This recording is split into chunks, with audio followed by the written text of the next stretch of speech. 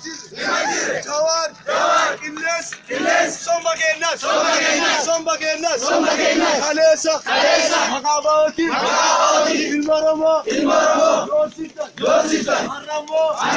Makashane, Makamanti, Ilmaramo, Yosita, Kanaboda, Nutitoko, Wellington, Lagan, Amanti, Udan, Balbalan, Wellington, Nudiorte Madakushi, Nudiorte Kushi, Corona Barret, Amanda Wellington, Uda Wellington, Ganda Wellington, Gina Kenna,